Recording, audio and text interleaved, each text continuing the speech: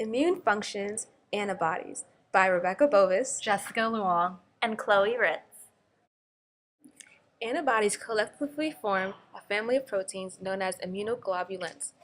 All antibodies have an overall similar structure. Immunoglobulins are usually Y-shaped and consist of two light chains and two heavy chains. The two arms of the Y chain contain the variable region which is responsible for the recognition of the antigen, like bacteria or virus.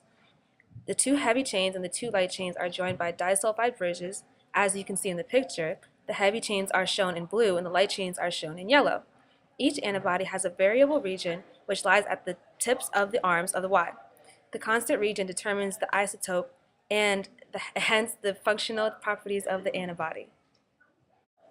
Each person has approximately 1 to 2 billion different antibodies continuously flowing throughout the bloodstream, watching day and night to fight infections and diseases in the human body.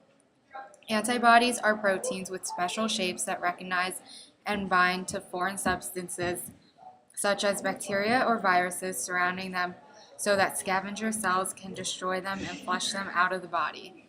The antibody molecule itself has two different functions.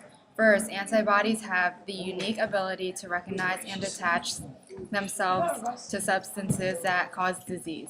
Second, in recognizing and attaching themselves to these pathogenic molecules, they act as markers sending signals to other parts of the immune system to attack and eliminate the disease-associated substances. The immune system, which is made up of special cells, proteins, tissues, and organs, defends people against germs and microorganisms every day. In most cases, the immune system keeps people healthy and prevents infections. But sometimes, problems with the immune system can lead to illness and infection. A foreign substance that invades the body is called an antigen. When an antigen is detected, several types of cells work together to recognize and respond to it. These cells trigger the B lymphocytes to produce antibodies. Antibodies and their responding antigens fit together like a key and a lock. Once the B lymphocytes have produced antibodies, these antibodies continue to exist in a person's body. If the same antigen is presented to the immune system again, the antibodies are already there to do their job. This principle forms the basis of immunization. The immunization introduces the body to the antigen in a way that does not make a person sick, but it does allow the body to produce antibodies that will then protect that person from future attack. Although antibodies can recognize an antigen and lock onto it, they are not capable of destroying it without help.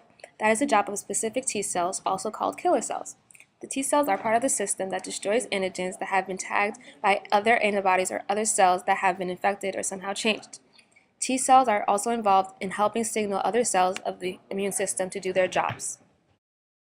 Antibodies can neutralize toxic substances produced by different organisms. Lastly, antibodies can activate a group of proteins called complement that are also part of the immune system. Complement assists in killing bacteria, viruses, or infected cells. Antibodies are found in every human being. These molecules are essential to life and play a very important role in the immune system.